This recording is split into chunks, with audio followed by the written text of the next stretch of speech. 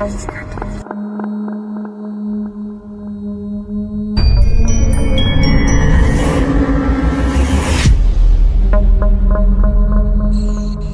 ito maraming taon na ang nakalilipas. Kwento ito ng aming angkan. Karanasan ito ng lolo ng nanay ko. Nangyari ito doon sa kanilang probinsya sa Visayas. Noong mga panahon iyon ay nagbibinata pa lang si Lolo Tunying. At noong mga panahon ding iyon ay laganap ang nangyayaring mga kababalagan sa kanilang bayan na hindi na mabilang sa daliri ang mga napaslang. Sabi ng iba, sigalo at awayan tungkol sa lupa ang siyang itinuturo nilang dahilan. Yung iba naman ay mga tulisan ang pinaghihinala ang may gawa. Pero ang karamihan, lalo na ang pamilya nila Lolo Tunying, ay aswang ang pinaniniwalaan nilang gumagawa noon. Minsan, nang galing sila sa isang handaan, ay ginabi na talaga sila ng pag-uwi. Medyo maliwanag ang buwan noong mga pagkakataon na iyon. Nang papadaan na sila sa may simbahan, ay nagkabiruan sila. Sinasabi kasi ng karamihan sa kanilang lugar na mayroon umanong lumalabas doon. Nakakatakot kasi ang itsura nito. Makapanindig balahibo dahil sa luma na naitayo panahon pa ng Kastila. Pero maliit lang ito kumpara doon sa simbahan na nasa mismong kabisera. At nang nasa harapan na sila ng simbahan, ay bigla silang nakakita ng isang napakalaking aso na mabilis tumatakbo. Ngunit nang mapadaan ito sa malaking puno, ay nakapagtatakang bigla iyong naglaho. At ang nakita nila ay figura na ng isang tao na mabilis tinungo yung likurang bahagi ng simbahan. Sa takot nila, ay nagmamadali na nilang nilisan yung lugar at nagsiuwian na sa kanya-kanyang bahay. Hindi na nila itinuloy pa yung plano magtipon-tipon at mag-inuman doon sa maliit na kubo na kanilang pinagtatambayang magkakaibigan. Kinabukasan na magkita-kita sila, ay kalat na yung balita ukol sa isa na naman nilang kanayon na namatay. Sa pagkakataong iyon, ay isang babae ang binawian naman ng buhay matapos itong makunan. Base sa usap-usapan, ay uminom daw yung babae ng katas ng halamang pampalaglag. Pero mariin naman iyong itinanggi ng asawa at sinabing maayos naman ang kanilang pagsasama, kung kaya walang dahilan para gawin niyon. Maayos din umano ang pagdadalang tao nito. Malusog naman at ni minsan ay walang idinaing sa kanya. Hindi nga raw niya akalaing mangyayari iyon, kung kaya nabigla siya nang mamalaya na lang na wala ng buhay ang kanyang asawa at nagkalat yung dugo sa kanilang higaan. Marami ang mga naging haka-haka at espekulasyon ng mga tao ukol sa totoong sinapit nung kanayo nilang buntis. Pero si Tunying ay may masamang hinala. May kung anong nag-uudyo at sumasagi sa kanyang isipan na may kinalaman sa nangyari doon sa buntis. Yung nakita nila ng mga kaibigan doon sa may simbahan noong nagdaang gabi. Ngunit katulad ng marami, yung bagay na gumugulo sa kanyang isipan ay isa lang ring haka-haka hanggat hindi niya iyon napapatunayan. Nang sumunod na araw, habang abala sila ng matalik niyang kaibigan na si Ingo sa pagkokobra doon sa lupa ng isa nilang kanayon, ay may napansin si Tunying na kakaiba. Para kasing hindi sa kanila makaharap ng maayos yung kababaryo nilang nagpapatrabaho.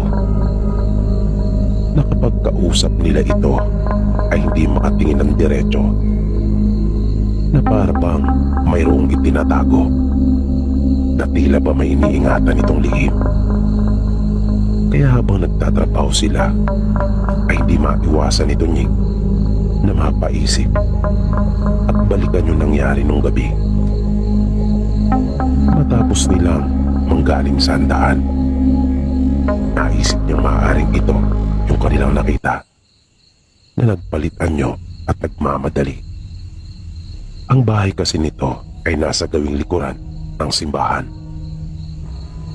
Dahil doon ay nagkaroon ng interes ito Nying na alamin ang katotohanan. Pero kailangan niya pang magmatiyag at maging maingat, pagkat naisip niyang hindi siya dapat mahalata nito, na kanya na itong pinagdududahan. Nang magpahinga sila para magtanghalian, ay hindi doon kumain si Tunying. Umuwi siya sa kanila at doon na nanghalian. Nagpaalam siya sa kaibigang si Ingo at sinabing siya ibabalik na lamang. Nung magtanong ito sa kanya kung bakit doon pa siya kakain sa kanila at hindi doon sa inihanda nung nagpapatrabaho, ay nakaramdam siya ng konsensya dahil hindi pa niya masabi sa kaibigan ang kanyang dahilan. Nanalangin na lamang siya na sana ay hindi maawa ang kanyang kaibigan. Matapos niyang makapananghalian sa kanila, ay saka siya bumalik sa kanilang trabaho. Pagdating niya ay naabutan niyang nagpapahinga pa si Ingo. Panay ang pagpupuri nito sa nagpapatrabaho sa kanila dahil sa masarap na pagkaing inihain. Nakaramdam ng kaba si Tunying. Tinanong niya sa kaibigan kung ano ba ang ipinaulam nito sa kanila. Sinabi ng kanyang kaibigan na manok at 2 putahe pa ang iniluto, tinola at adobo. At pareho kasing paborito ni Ingo ang mga ulam na iyon, kung kaya nabusog daw siyang talaga. Hindi maiwasan naman ni Tunying na mag-alala para sa kanyang kaibigan. Kinahapunan nang pauwi na sila, habang naglalakad ay nagtanong pang muli si Tunying sa kaibigan kung may napansin ba raw itong kakaiba habang sila ay nagtatrabaho kanina, maging sa pagkaing inihain sa kanila ng kanilang kababaryo. Nagtaka naman si Ingo sa mga itinatanong sa kanya ng kaibigan. Kaya matapos na sagutin at sabihin wala namang kakaiba siyang napansin, ay siya naman ang nagtanong dito. Noong una ay atubili pa magtapat si Tunying sa kanyang kaibigan, pero napilitan din siyang magsabi nang magpumilit ito. Sinabi niya sa kanya na para kasing hindi sa kanila makaharap yung kanilang kanayon, na tila ba mayroon itong iniiwasan at itinatagong lihim na hindi umano makatingin sa kanila ng tuwid kapag nakikipag-usap. Nang sabihin sa kanya ni Ingo na diretso'y na nito ang ibig niyang sabihin, ay ipinagtapat na ni Tunying yung kanyang masamang hinala sa nagpapatrabaho nilang kababaryo. Sinabi nitong hindi ito kaya ang may lahing aswang na siyang dahilan ng mga nangyayari sa kanilang patayan. Napalingon kaagad si Ingo sa kanya at napatitig. Natamimi ito at biglang nag-isip. Kaya nagpaliwanag pa si Tunying sa kanya. Sinabi nito yung kanyang mga dahilan kung bakit niya nasabi ang mga bagay na iyon tungkol sa kanilang kanayon.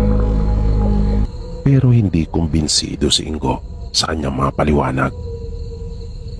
Nang sumunod na araw ay nagtrabaho silang muli doon. Patuloy na naging mapagmatsyag si Tunying. Malakas kasi talaga yung hinala niya na may kinalaman ang kanilang kababaryo na si Mang Lucas sa masaklap na sinapit ng kanilang mga kanayon. Kaya halos hindi maituon ni Tunying yung kanyang atensyon sa kanyang pagtatrabaho. Hanggang sa lumapit ito at tinanong kung mayroon bang bumabagabag sa kanya. Nagulat pa si Tunying sa ginawang pagkumpronta nito sa kanya.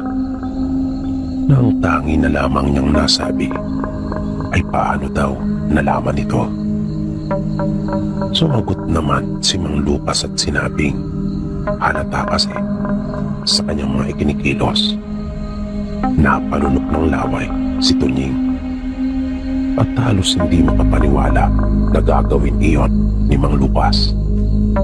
Hindi niya talaga inaasahan iyon. Mabilis namang nakaisip ng maidadahilan si Tunying at kanyang sinabi na may problema silang pinansyal.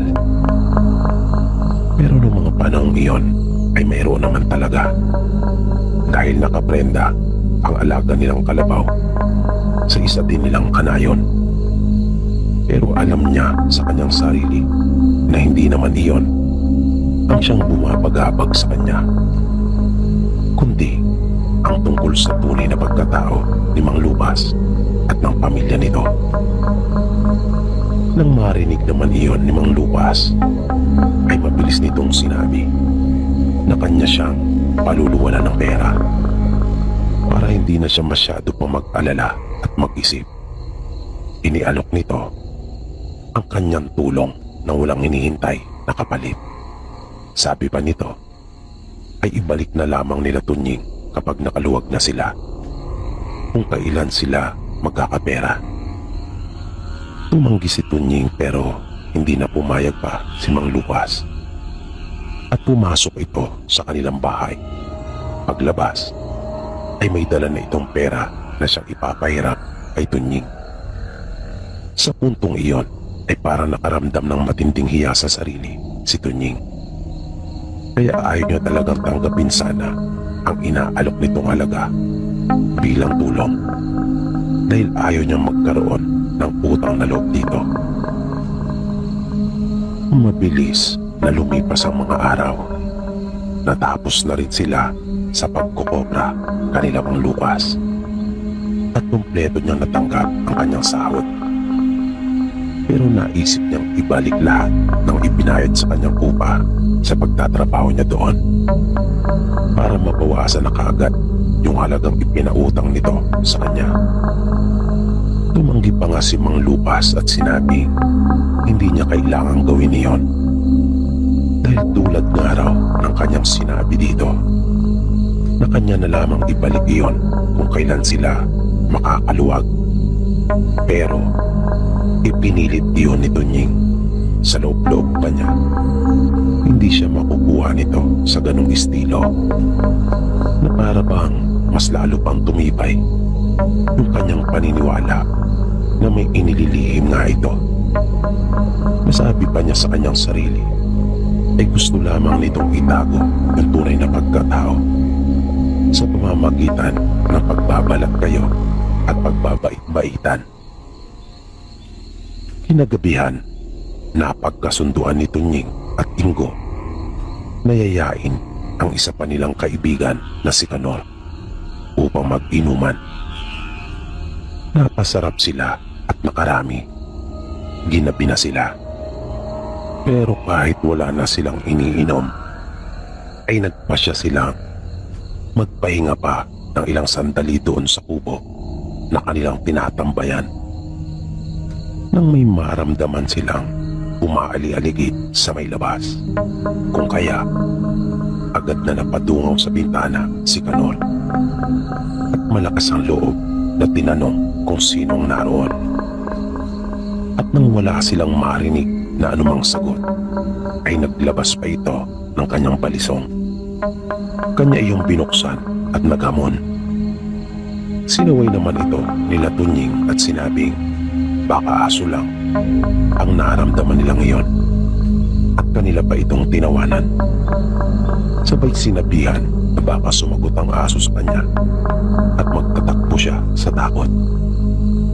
Nangiti lang naman si Kanor at itiniklop na niyang muli yung kanyang palisong. Nang patayo na sila para umuwi, ay bigla na lamang umuga yung kubo na para bang may bumangga doon na kung anong napakalakas na puwersa. Kung kaya, muli silang napaupong tatlo sa sahig at napamura pa dahil sa pagkagulat. Nang bigla na lamang tumampat sa harapan ng kubong walang pinto ang isang aswang. Humihingal ito at naglalaway na nakayukong bagya at nakatiba pa ang mga kamay. Nataranta silang tatlo at nagmamadaling tumayo. Sa isang iglap ay nakita nila Tunying na nasa labas na si Kanor na mabilis nang tumatakbong palayo matapos na tumalon sa may bintana. Kung kaya, mabilis na rin silang sumunod ni Ingo. Halos magkandara pa sila, makalayo lamang doon. Nang mapasulyap nga sila kay Kanor, ay nakita na nila itong mabilis nang tumatakbong palayo mula doon sa kubo matapos niyang tumalon sa bintana noon. Kaya mabilis na rin silang kumilos at sumunod ni Ingo. Una nilang narating ay ang bahay nila Kanor, magkat iyon ang pinakamalapit doon. Hindi pa sila halos makapaniwalang magkakaibigan sa kanilang naranasan. Bagaman laganap na kasi yung mga kwento tungkol sa aswang doon sa kanilang bayan, ay iyon pa lang ang unang pagkakataon na nakakita sila ng malapitan na talagang ilang di pa lamang ang layo nito mula sa kanila. Naisipan nila ni Ingo na doon na lang muna magpalipas ng gabi kanila Kanor at pumayag naman ito ang sila ay magpaalam. Habang nakahiga sila at hindi pa dinadalaw ng antok, ay minsan pa nilang pinag-usapan yung nangyari sa kanila. Katakot-takot na kantsaw ang inabot ni Kanor sa kanyang mga kaibigan na Tunying at Ingo. Bigla kasing nawala ang tapang nito at agad nananakbo.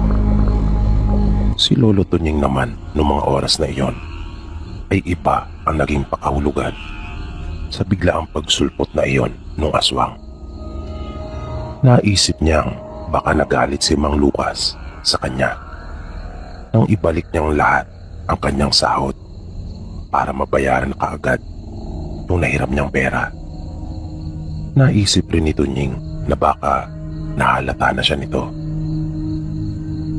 Lumipas ang ilang araw habang si Tunying ay nasa kanilang bahay at nagpapakain ng kanilang mga alagang hayop, ay biglang dumating si Kanor.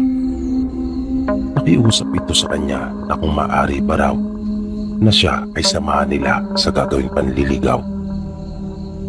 Pumayag naman si Tunying at kanila ding inaya si Ingo. Nang patakip silim na ay nagkita-kita sila doon sa kanilang napagkasundo ang tagpuan at magkakasabay na pumunta sa bahay ng nililigawan ni Kanor. Pagdating nila doon ay naging malinaw kanila Tunying kung bakit nagpasama sa kanila ang kanilang kaibigang si Kanor.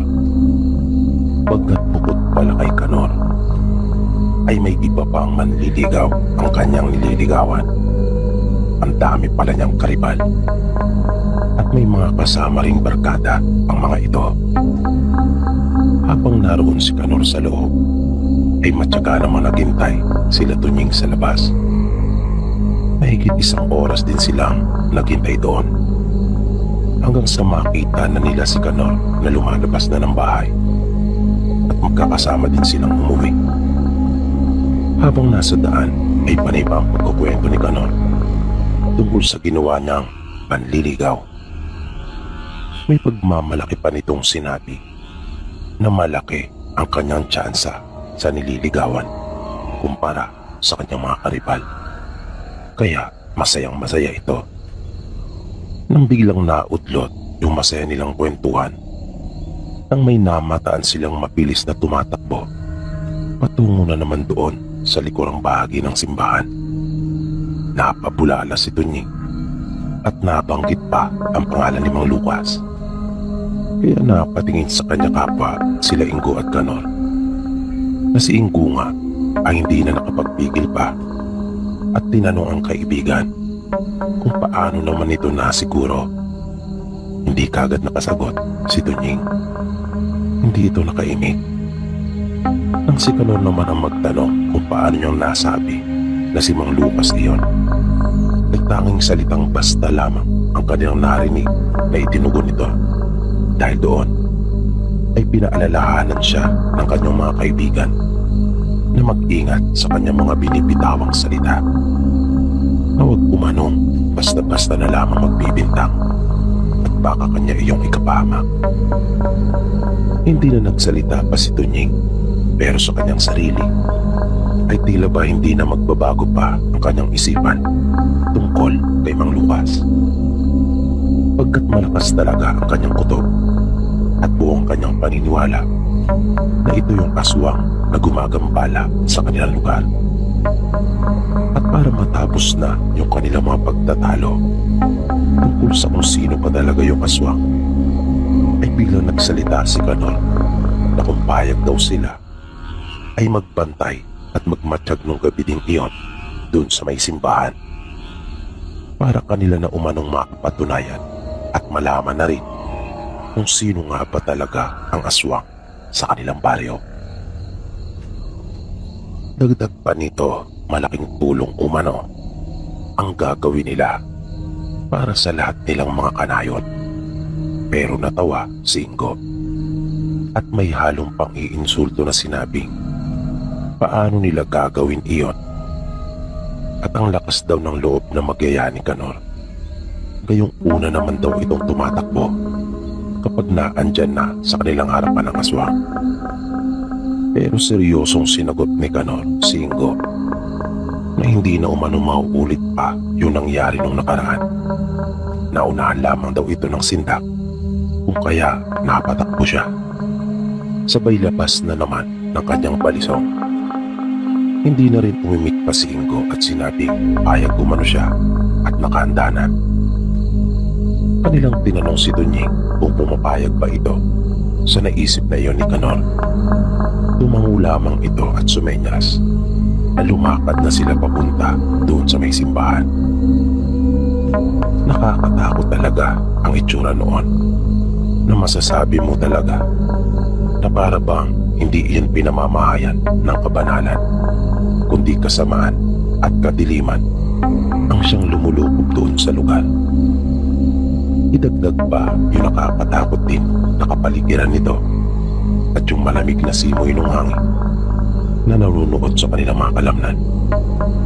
Na habang palapit na sila ng palapit sa simbahan, ay parang ayaw ng iyakbang pa ni Tunying yung kanyang mga paa. Parang gusto na niyang umatras. At sa palagay niya ay ganun din naman ang nararamdaman ng kanyang mga kaibigan. Pero dahil sa nagkahiyaan na, ay wala na silang magawang pare-pareho. Napasubo na sila. Pumili sila ng isang angkop na lugar kung saan sila maaaring maghintay at magbantay sa tabi ng nasabing simbahan. Mga ilang minuto din ang lumipas nang biglang nakakita sila ng lumabas mula roon. Ang akala pa nga nila noong una ay yung sakristan ang lumabas. Pero nang mapatapat ito sa ilaw, ay nakilala nila kung sino yon. Yung pari pala na siyang nakadestino sa parokya. Tatayo na sana si Kanor upang bumati at magbigay galang sa pari, ngunit pinigilan siya nila Tunying at Ingo dahil naisip nilang sigurado magtataka iyon kung bakit sila naroroon, at baka mapag-isipan pa sila ng hindi maganda.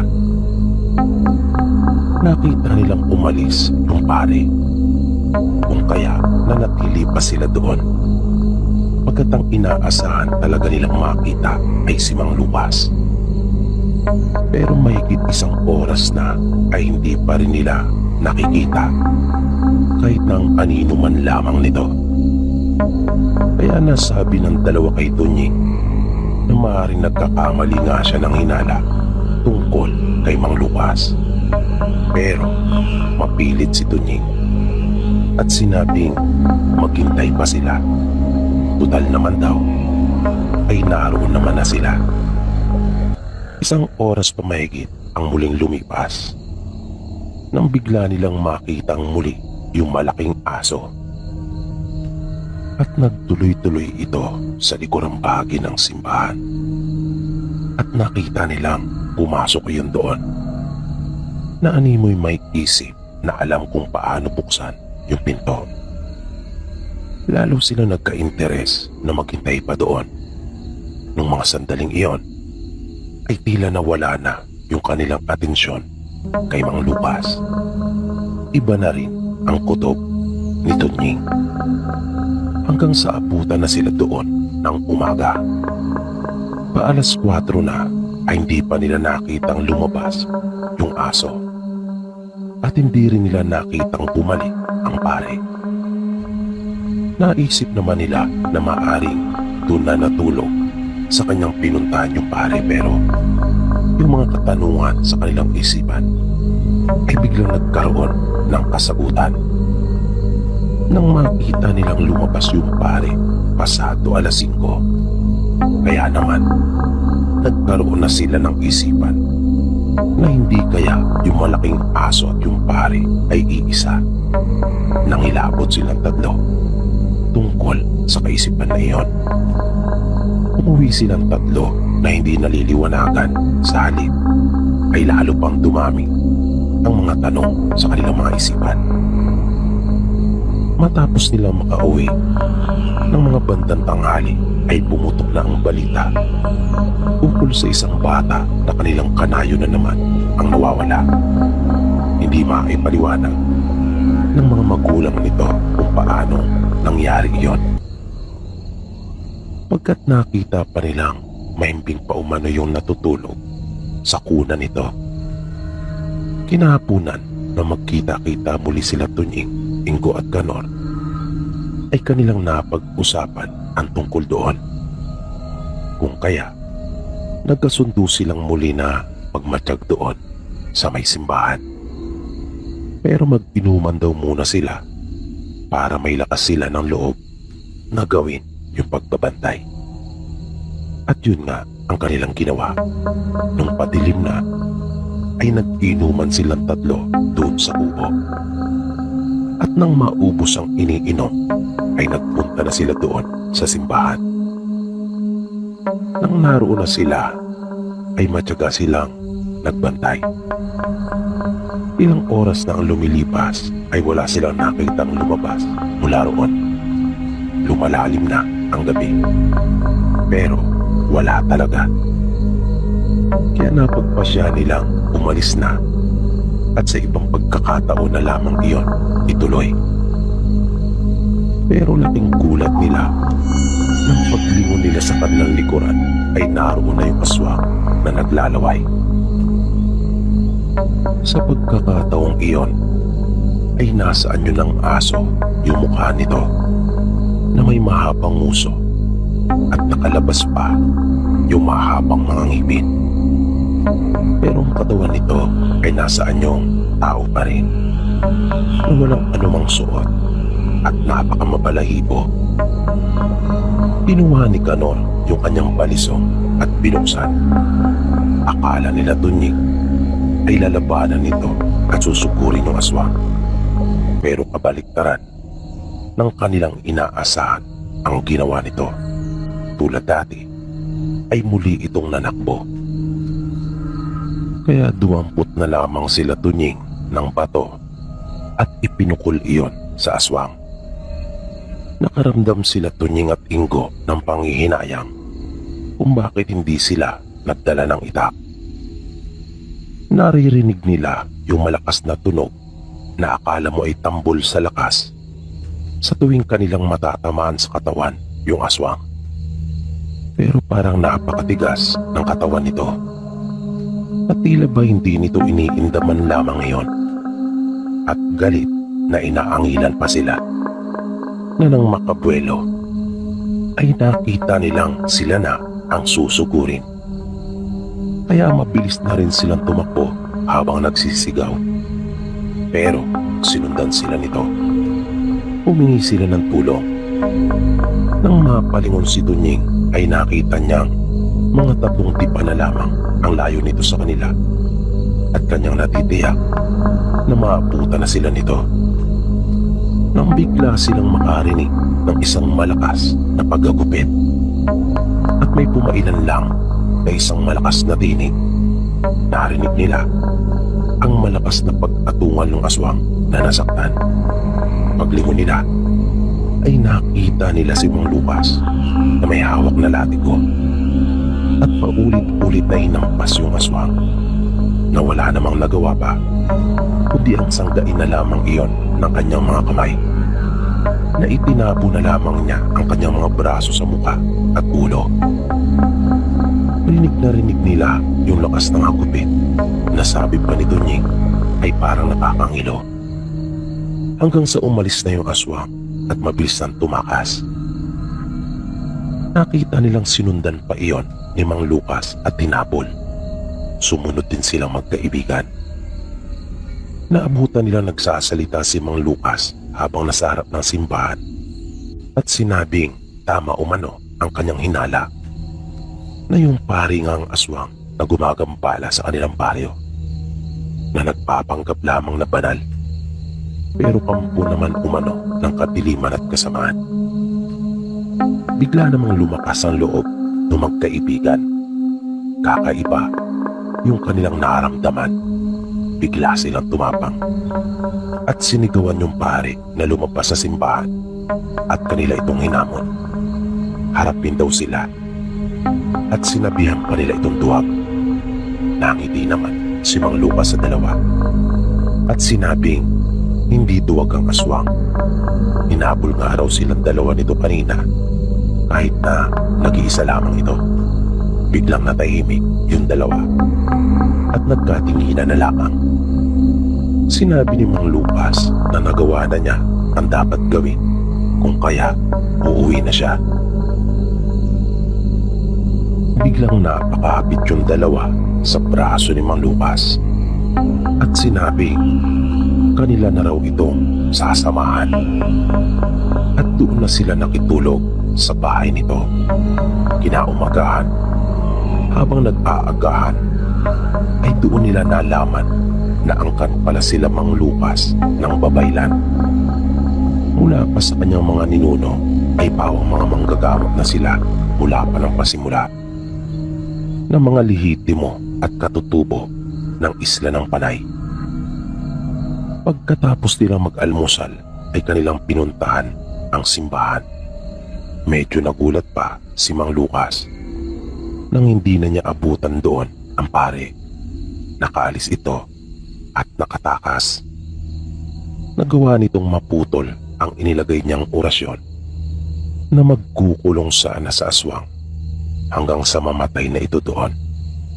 Kung kaya, nasabi ni Mang Lucas na may mataas din palang nalalaman yung pare.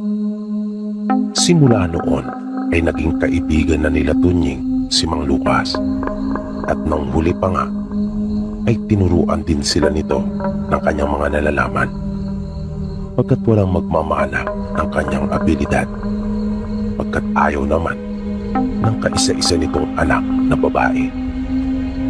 Hindi na rin nila ikinuwento pa na minsan nang napaghinalaan ni Tunying si Mang Lucas na siya ang aswang.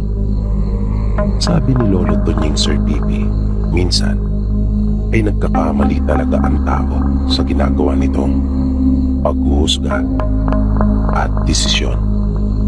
At minsan din, ang nakikita nating mabuti ay siya pala talagang masama na nagbabalat kayo lamang ang mga ito.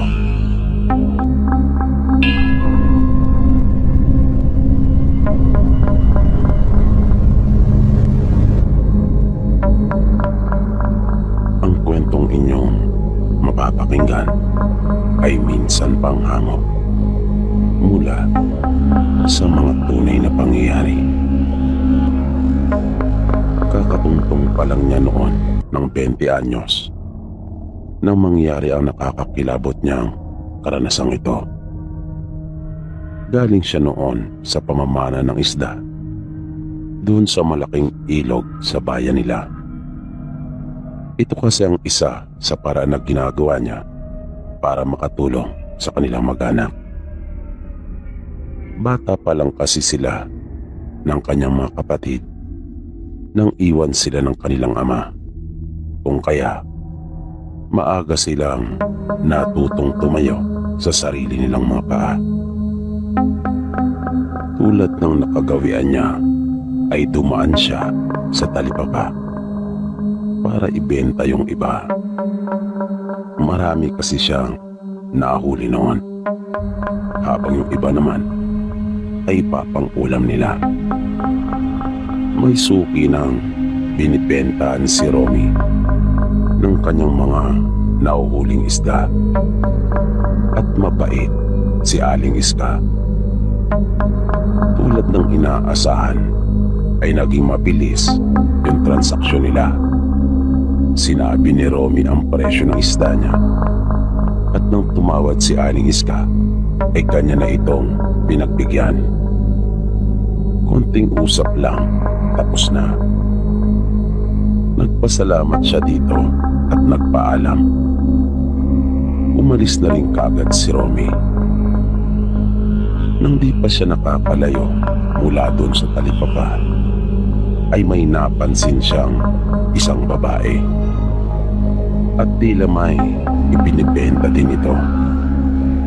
Napatingin pa nga si Romy sa talipapa na kanya iyong nilingon, dahil medyo nagtaka siya kung bakit naroon ang babae at hindi doon pumwesto sa may talipapa, na para bang umiiwas ito sa karamihan na mga nagtitinda doon. Kaya napaisip si Romy at nagka-interes sa kung ano kaya yung ibinibenta ng babae. Nakita niyang may 2 balde ito sa kanyang harapan.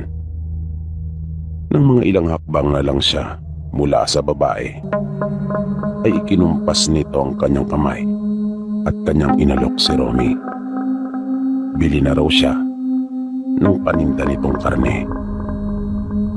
At kahit nalaman na niya kung ano ang paninda ng babae, ay lumapit pa rin siya at sinilip yung laman ng 2 timba.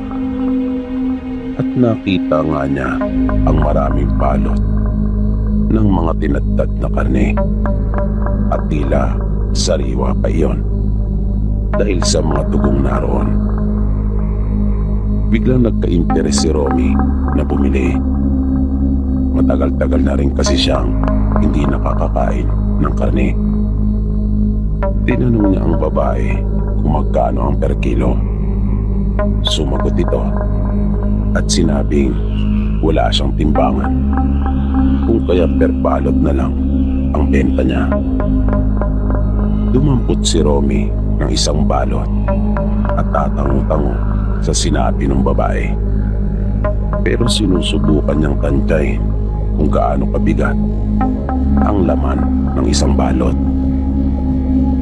Muli niyang tinanong ang babae kung magkano naman ang benta niya per balot.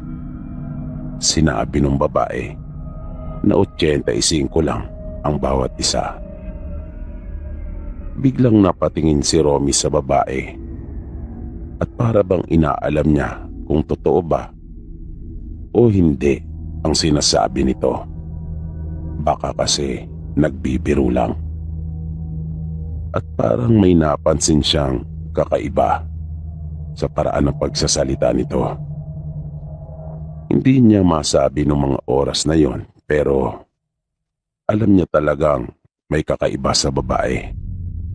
Para kasing hindi normal. Parang mayroong hindi tama kumpara sa mga taong lagi niyang nakakausap. Napaisip din siya pagkat mura kasi ng halos kalahati ang presyo ng babae. Noong mga panahong iyon kasi ay 150 na ang bawat kilo. At sa tansya ni Romy ay higit sa 1 kilo ang laman ng bawat balot. Kaya mas ginanahan pa si Romy nang marinig ang murang presyo na iyon. Sinabi niya sa babae na kukuha siya ng 2 balot. Naisip na kasing samantalahin na yung pagkakataon. Tutal, ay marami pa naman siyang may uuwing pera sa kanila at may bibigay sa ina. Tinulungan pa nga niya yung babae sa pagpili. Tamang-tama naman dahil halos sabay silang nakapili ng gusto ni Romy. Siya sa isang balde, habang yung babae naman ay sa kabila. Pagabot sa kanya ng babae ng kanyang binili, ay agad na niya iyong binayaran at umalis na. Sa daan ay masayang-masaya si Romy. Pasipol-sipol pa nga raw siya dahil sa saya. Pagkat sa wakas ay makakakain na muli siya ng karne. At alam din niyang matutuwa ang kanyang mga kapatid at ina. At nang dumating nga siya ng bahay nila, ay natuwa sila sa dalang pasalubong ni Romy. Ganado silang kumilos at naganda para mailuto na yung 2 balot na karne binili ni Romy. Pero hinuhugasan pa lang nila ang mga ito ay may napansin na kaagad sila nang maghiwa-hiwalay na ang mga karne. May mga hiblayo ng buhok. Kaya pinutuban na ng hindi maganda ang nanay nila. Hanggang sa tuluyan ng nagkatotoo ang masamang hinala nito. Na iyon ay hindi karni ng baboy, pagkos karni ng tao. Pagkat may nakita din silang kuko na tila pinutol ang pinakadulo ng daliri at di sinasadyang na isama yun doon. Biglang nawala ang saya sa kanilang mga mukha hanggang sa dumating ang kumare ng nanay nila at tila ba sabik na sabik itong ibalita sa kanila ang nasagap nito. Sabi ng kumare ng kanilang ina, may aswang na gumagala sa kabilang bayan. Nakapambiktima na umano ito ng 3 katao. Buti na nga lang at nahuli na umano malapit doon sa may talipapa na ibinibenta ang ilang parte ng katawan ng kanyang mga nabiktima at pinagkakakitaan pa. Biglang nanlaki ang mga mata ni Romy nang kanyang marinig yon. Laking panghihinayang niya sa pera pero laking pasalamat na rin siya na hindi nila nakain ang mga karning yon, na hindi pala karni ng baboy.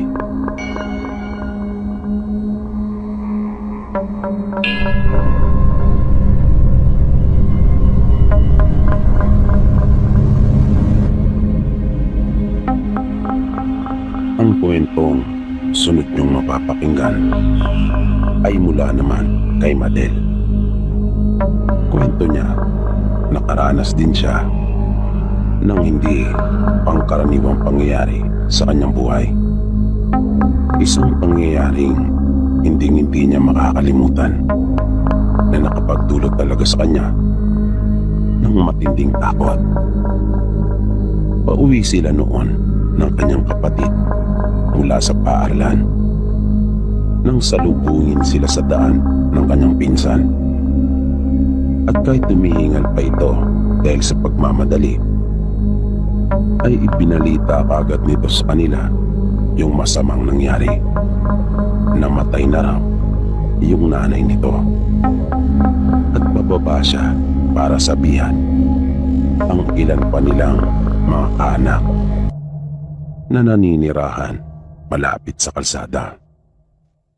Sinabi din nito sa kanila na maaari na silang dumiretso sa bahay nila dahil naroon na raw ang mga magulang nila Madel.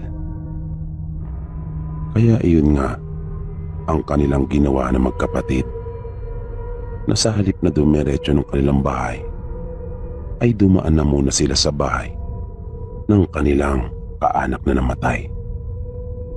Palapit pa lang sila sa bahay ng kamag-anak ay tila may naramdaman na silang kakaiba. Maraming mga ibon ang nagliliparan sa himpapawid at tila babagsak ang isang napakalakas na ulan dahil na rin sa itsura ng kalangitan. Kakaiba rin ang ampas at simoy ng hangin na para talagang nagbabadya na may magaganap na hindi maganda. At kung bakit bigla na lang natumba ang isang puno ng saging na nasa tabi ng daan at tila humarang talaga iyon sa kanilang daraanan. Kaya napasigaw silang magkapatid dahil doon. Pero nagpatuloy pa rin sila at ilang sandali pa ay narating na nila ang bahay ng kanilang kamag-anak. May pangilan-ngilan ng mga tao doon at mababakas mo kaagad ang hindi magandang aura ng paligid. Kita mo rin ang lungkot sa mukha ng mga taong naroon. Nang makita nila ang kanilang mga magulang, ay agad silang lumapit at nagmano silang dalawa. Napasulyap sila sa kanilang tiyahin na noon ay nakaratay pa sa banig, habang inaasikaso pa ng mga tao ang kabaong na paglalagyan nito. Sila-sila lang kasi ang gumagawa ng ataol doon sa kanilang lugar tuwing may namamatay. Nang bigla na lang napansin ni Madel na napapihit ng ulo ang kanyang kapatid at tinakpan pa nito ang kanyang muka ng dalawang kamay. Kaya nagtaka siya sa ikinilos na iyon. Nang nakababata niyang kapatid, tinanong niya ito kung bakit, pero iiling-iling lang ito. Naisip niyang marahil ay hindi ito sanay na makakita ng isang taong patay. Pero nagtaka siya kung bakit bigla pa itong lumabas at tumakbong palayo. Naupo ito sa bayuan ng palay na nasa harapan ng bahay at tinakpang muli ang kanyang mukha. Minabuti naman ni Madel na lapitan ng kapatid upang panatagin. Tinanong niyang muli ito kung ano ang kanyang problema at bakit siya nagkakaganon. Pero hindi pa rin ito sumagot at umiling lang uli na kahit tingnan siya ay hindi. Kaya nakaramdam si Madel ng kaunting pagkainis sa nakababatang kapatid. Nawakan niya ito sa dami at pinilit na magsabi kung ano ang talagang nangyayari sa kanya. Ano bang meron doon at bakit parang natakot ka? Tanong niyang muli dito na may pamwestra-mestra pa siya ng isa niyang kamay at itinuro ang bahay ng kanilang kaanak. Ngunit maging siya ay nagulat nang makita niyang mayroong mga nilalang sa silong ng bahay na iyon. At isa ang nasisiguro niya, hindi sila mga tao. Mga maliliit lang sila na may mga malalaki at matutulis na tenga.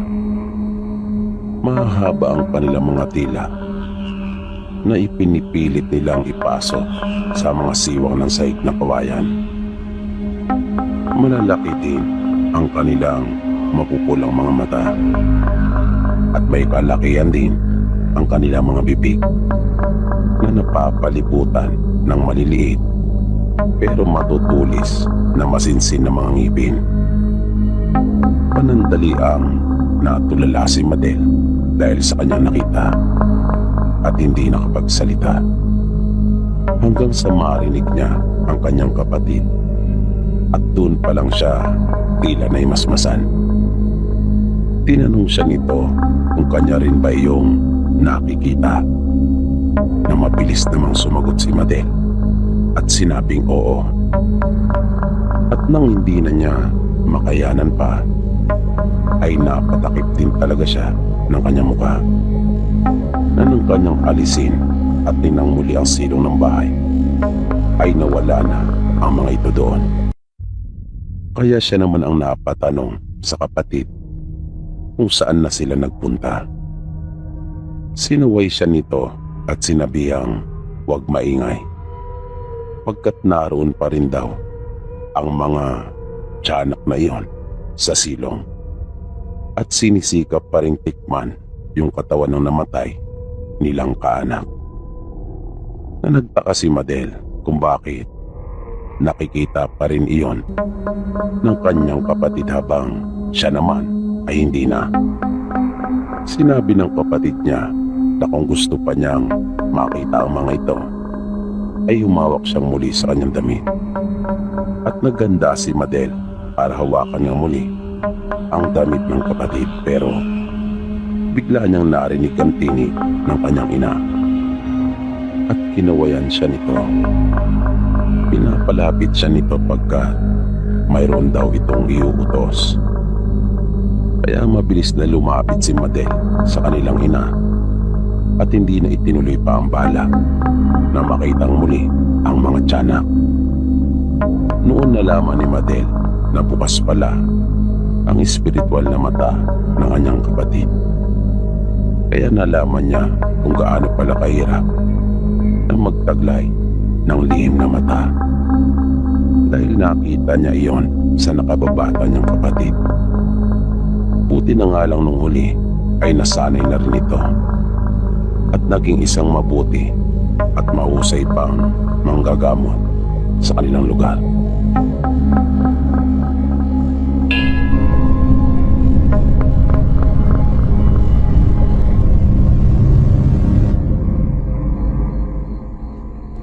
Ang kwento pong ibabahagi ko sa inyo ay personal ko pong karanasan. Nangyari po ito ilang taon na rin ang nakalipas. Sa totoo lang po ay hindi ako mapaniwalain sa mga kwentong maligno at aswang. Basta tungkol po sa mga kababalagan, hindi ko po pinaniniwalaan.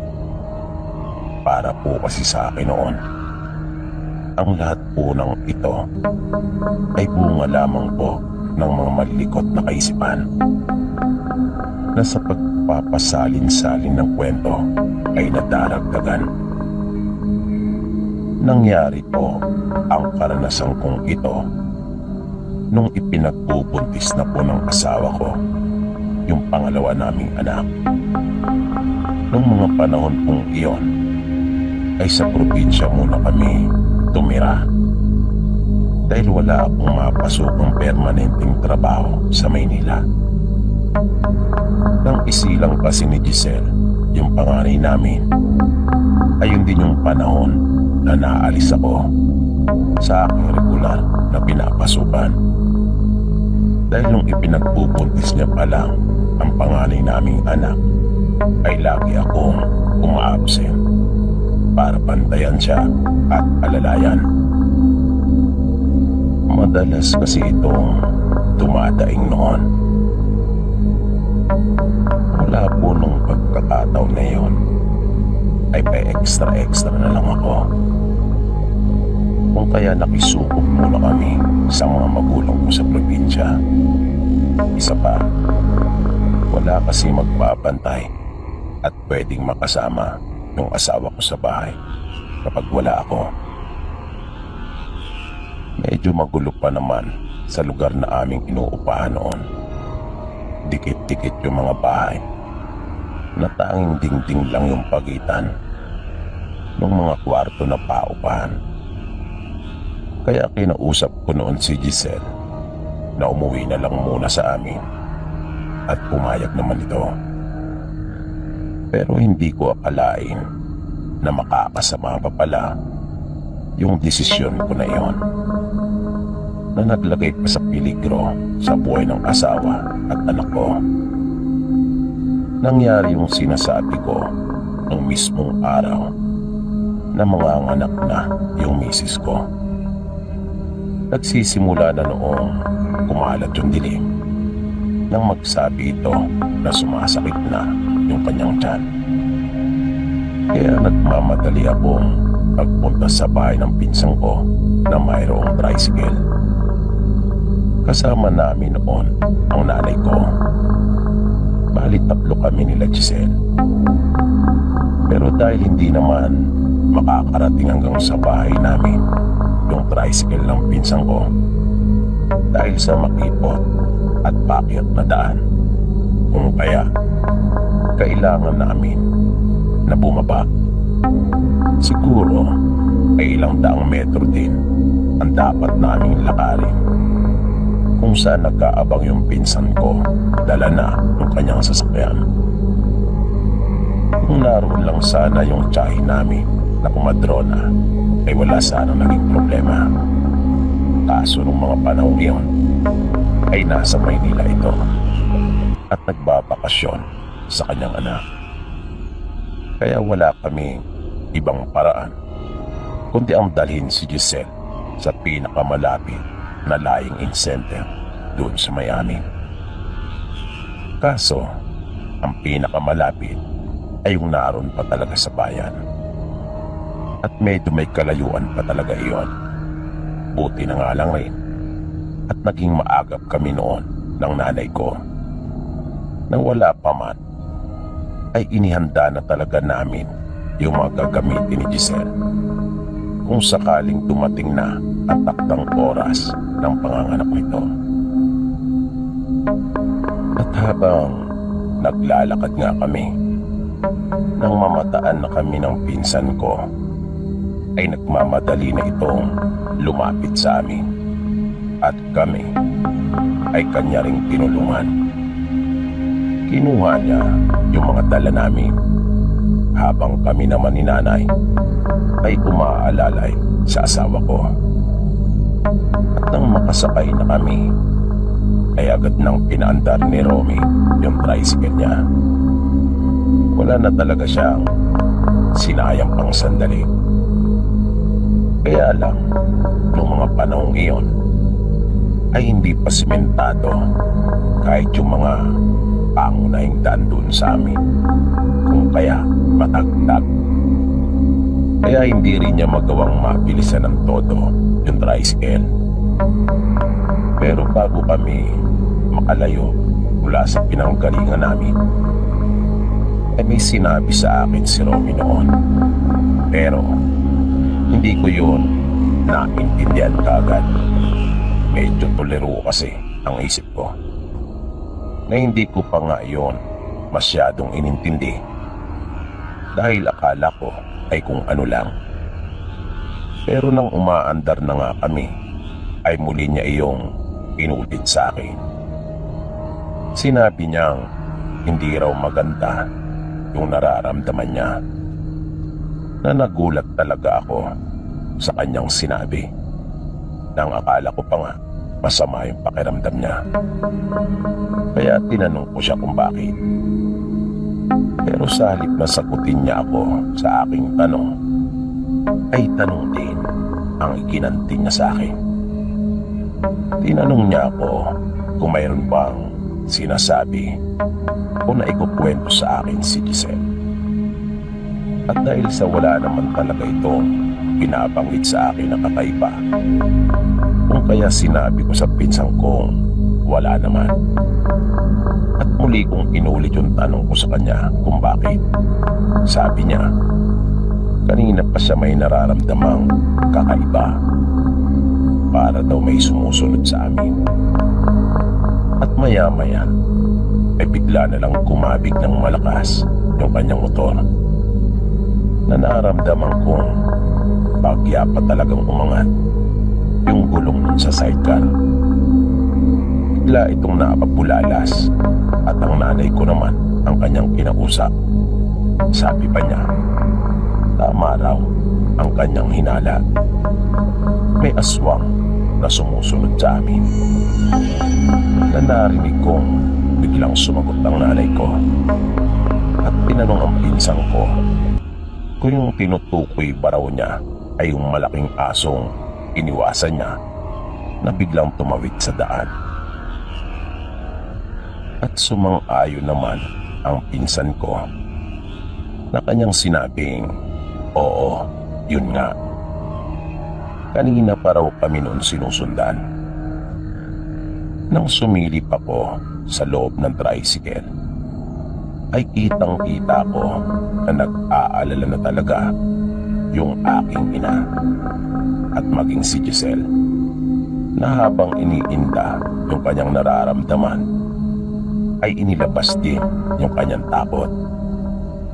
Panay ang bigkas ng nanay ko ng mga katagang, Diyos ko, dahil sa tindi rin ng takot na kanyang nararamdaman noong mga sandaling iyon.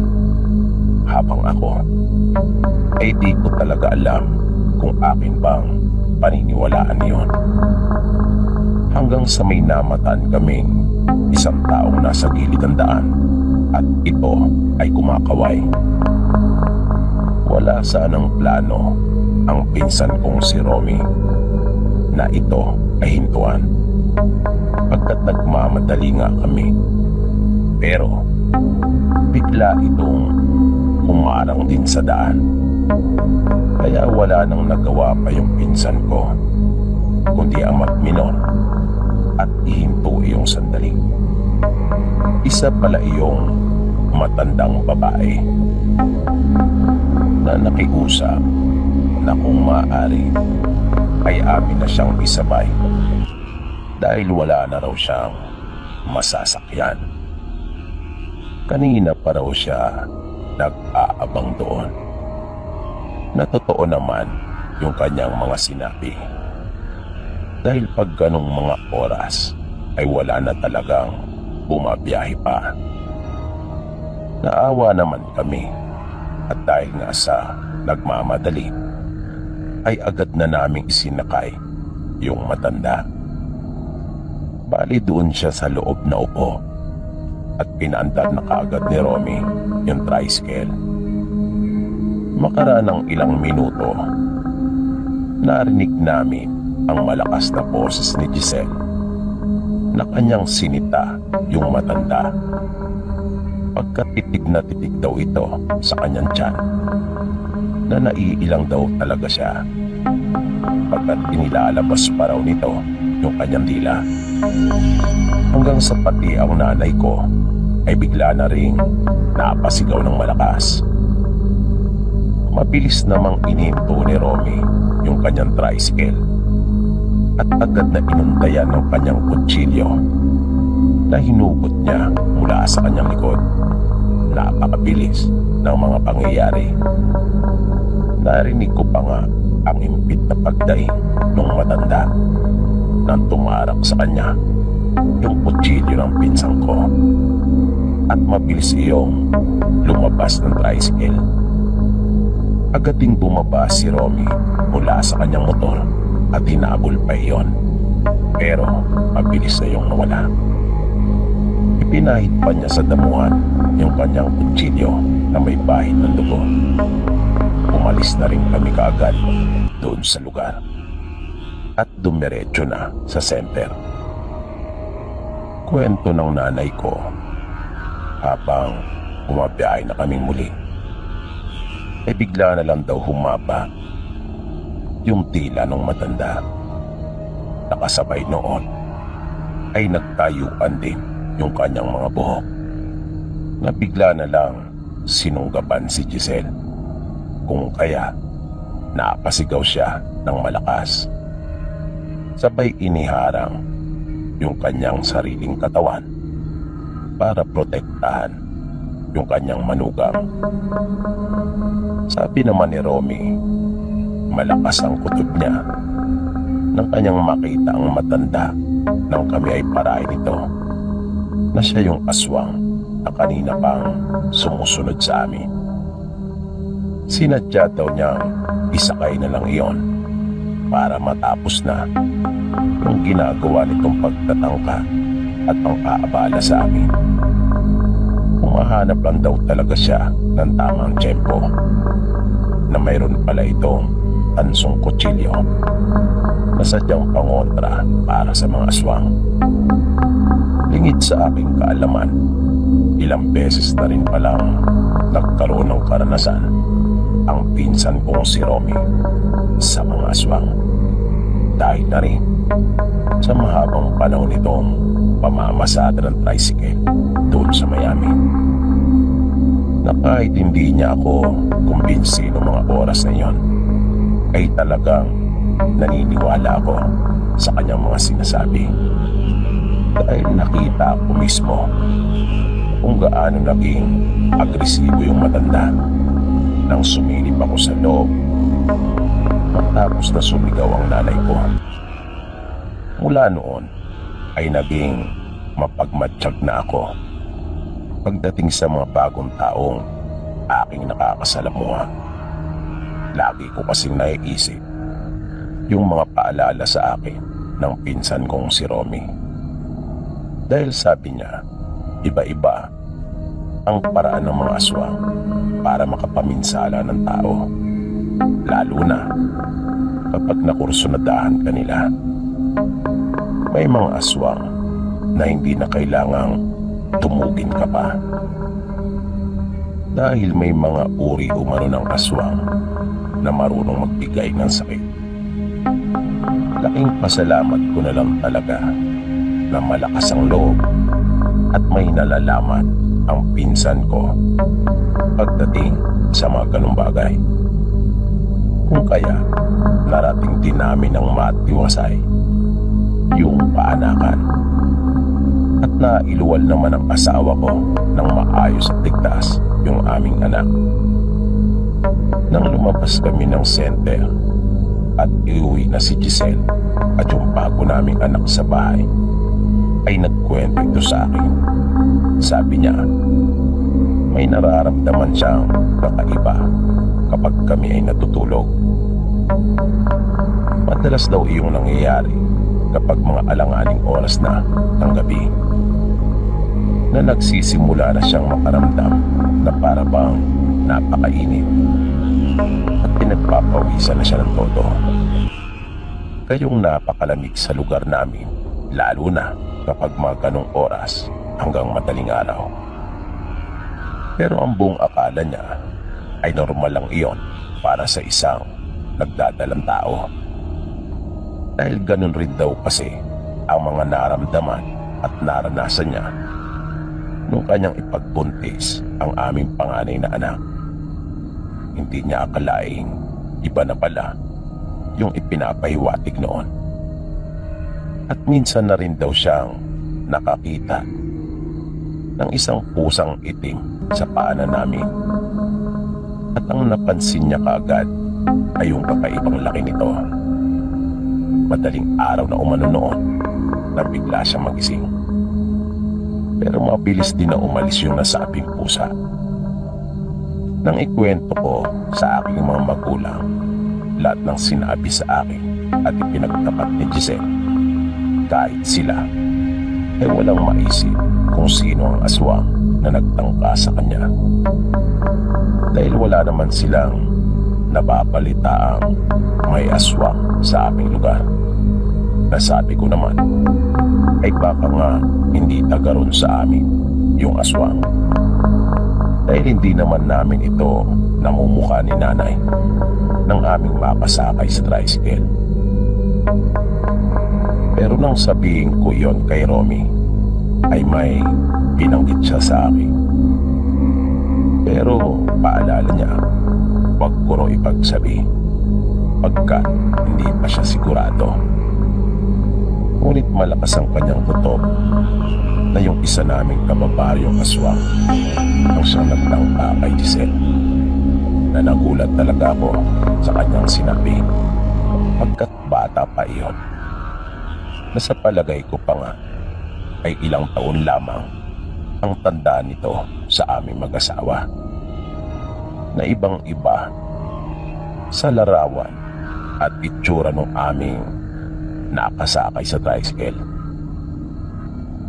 Pero sabi ni Romy, gumagamit talaga minsan ang mga aswang ng ibang anyo.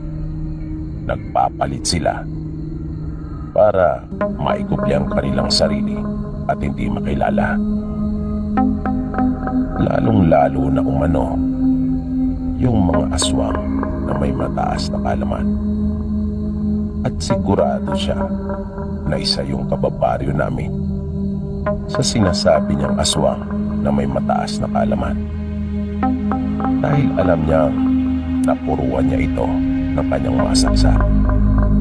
Pero nang makita niya ito kinabukasan, ay para bang wala lang nangyari.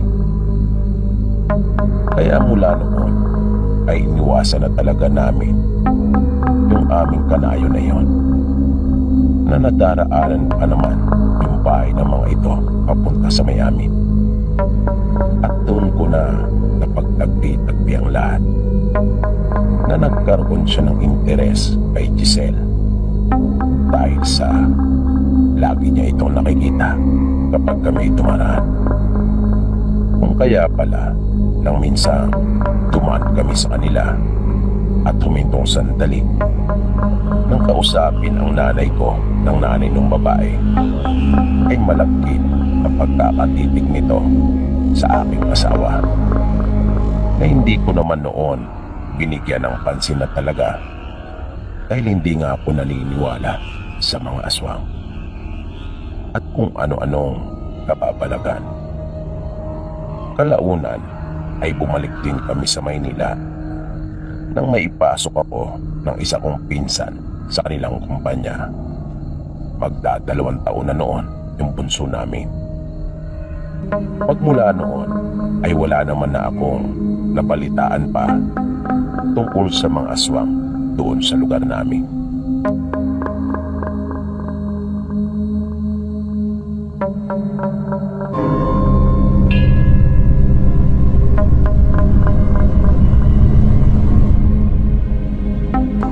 Nais ko rin sanang ibahagi sa inyo itong kwentong nalalaman ko tungkol sa karanasan ng isa ko pong tiyuhin.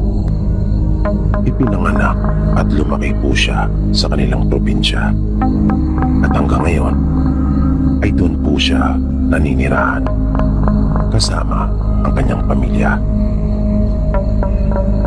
Nung binata pa po si Tio Arnel, ay mahilig siyang manguha ng kung ano-ano sa kagubatan. Kung minsan naman ay sa ilog ito naglalagi at doon nangunguha ng maaari nilang maiulam. Masipag po siya at talagang naaasahan ng kanilang pamilya. Napakalaking tulong yung nagagawa niya sa buo nilang mag-anak,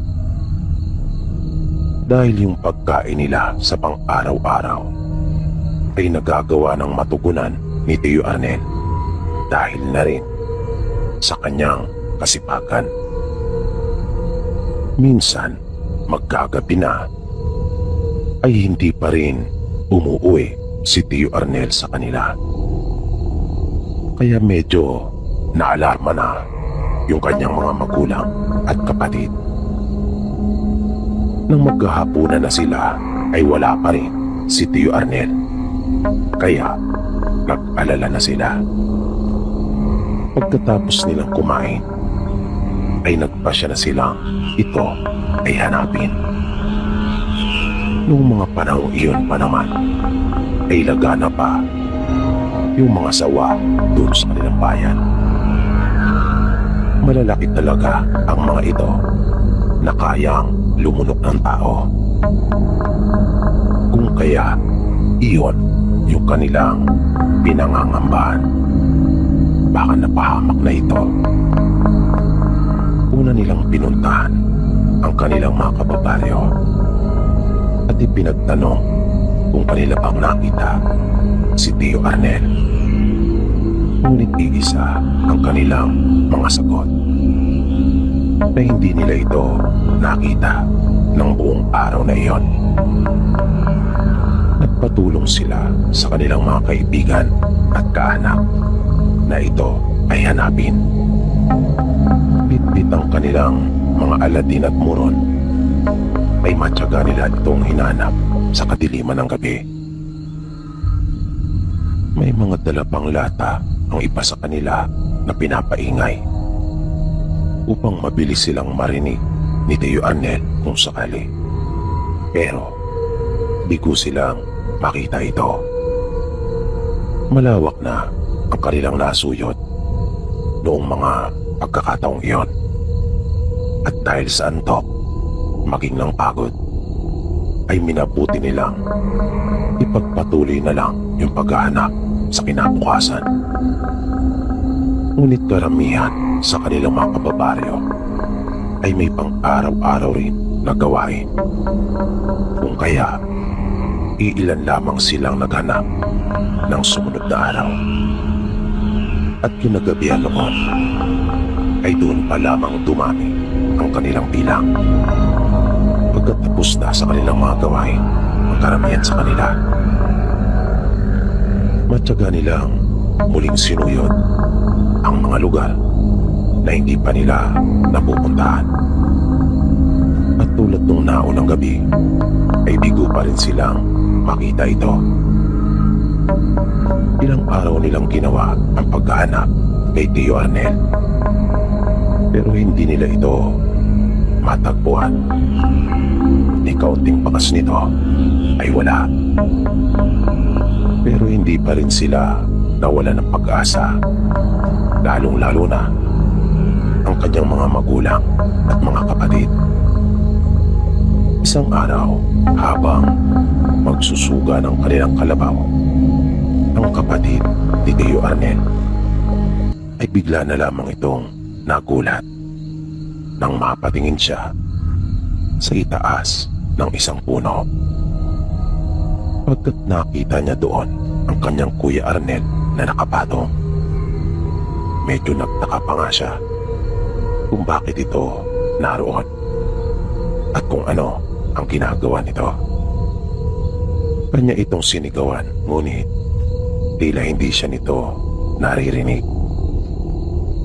Nang sipatin pa niya itong mabuti, ay napansin niyang nakapikit ito at nakapagtatakang nagagawa nitong maibalanse ang sarili sa manipis na sanga ng punong iyon na para bang napakagaan ng kanyang katawan.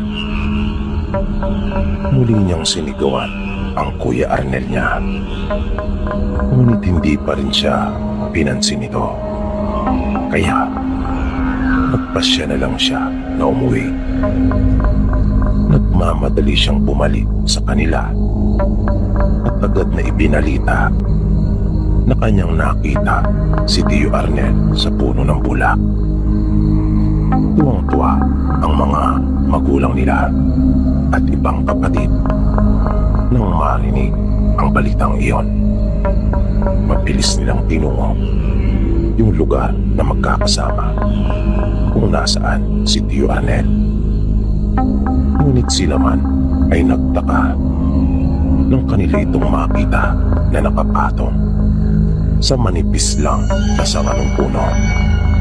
Nagulat sila at namanga kung paano nagawa ni Tio Arnel yung bagay na iyon na hindi man lang nahuhulog.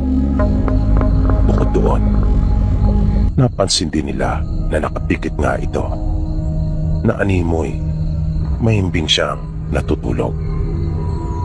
Sinigawan nila ito at pilit na pinapababa, ngunit hindi ito gumalaw. Tila ba wala itong malay at hindi sila naririnig, hanggang sa nagpasya na silang kalampagin ng puno. At makaraan ang ilang sandali ay doon pa lang nila nakita nagkamalay na bigla si Tio Arnel. At dahan-dahan itong bumaba mula sa puno. Nang makarating sila sa kanilang bahay, ay hindi nila ito makausap. Tahimik lamang at tulala. Wala silang ideya sa kung ano ang talagang nangyari dito. At dahil sa walang manggagamot doon na malapit sa kanila, kung kaya ang tangi lang nilang magagawa ng mga panahong iyon ay ang maghintay. At makalipas ang isang linggo, ay nakita nila yung unti-unting pagbuti ng kalagayan nito. Hanggang sa nanumbalik na ang dati nitong sigla. At nang ito ay magkwento, sinabi niyang mayroon siyang nakasalubong sa gubat na isang magandang dalaga. Mayroon itong napakagandang kasuotan na talagang kumikislap pa. Niyaya umano siya nito na magpunta sa kanilang lugar. Na pumayag naman siya dahil parang nahalina siya sa ganda ng babae. Doon daw niya nakita ang isang napakagandang syudad na napakaliwanag at punong-puno ng mga ilaw. Pumasok pa raw sila sa tahanan ng babae at nakita niyang napakalaki ng bahay nito. Malapalasyo ang luwang noon at ganda na may mga kawal pa umano silang tagapagbantay. Inalok siyang kumain ng babae pero tumanggi daw si Tio Arnel. Napakalayo kasi ng kanilang nilakad at kapag pagod ay wala talaga siyang ganang kumain. Inalok rin daw siya ng magandang babae ng kung ano-anong bagay, kabilang na rito ang ginto. Pero tumanggi umano siya at hiniling na gusto na niyang umuwi. Sabi pa niya sa dalaga, iyon lang daw ang tanging nais niya, ang makauwi na. At ipinahatid daw siya nito sa dalawa nilang kawal sa malaking pinto. Nainatid na lang siya ng tanaw ng magandang babae. Pero nakita niyang malungkot ito. At tangi doon ay wala na raw siyang natatandaan pa. Bumalik naman sa normal si Tio Arnel at nakapamuhay ng payapa. Ngayon ay may sarili na rin siyang pamilya at mga anak. Alam ng lahat ng taga sa kanilang baryo ang nangyari sa kanya. At iyan po ang kwento na nais ko pong ibahagi sa inyo, Sir PB. Sana po ay inyo ring magustuhan. Maraming salamat po.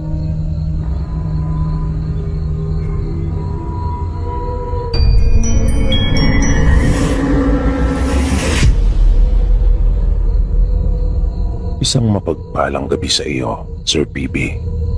Itago mo na lang po ako sa pangalang Michael. Ibabahagi ko lang po yung kwento ng nanay ko. At sana ay inyo rin po mapili. Ayon sa pagsasalaysay ng nanay ko, nung nag-aaral pa lamang sila sa sekundarya, ay may nakakatakot silang karanasan tungkol sa aswang. Kwento niya sa amin noon. Malayo ang kanilang nilalakad sa araw-araw para lamang makapasok. Pinatyaga nila iyon sapagkat wala namang ibang paraan para sila ay makatapos.